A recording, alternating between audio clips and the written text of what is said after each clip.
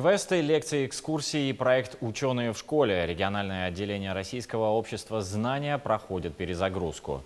Накануне его председателем стала ректор Глазовского государственного инженерно-педагогического университета имени Короленко Янина Чиговская-Назарова. Она обозначила вектор развития общества.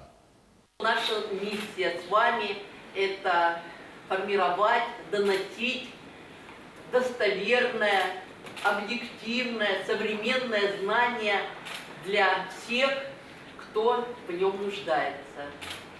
Я вижу, что мы с вами, объединив усилия, должны сделать так, чтобы наша главная просветительская деятельность, наши просветительские мероприятия были яркими, интересными, содержательными.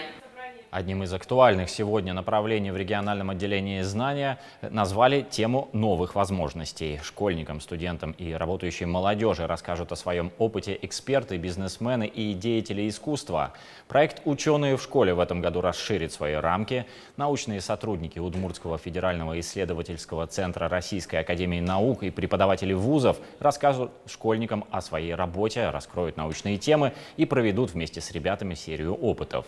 Больше будет и игрового формата – квизы, викторины и лекции, экскурсии. Над их разработкой сейчас трудятся участники регионального отделения Российского общества знания.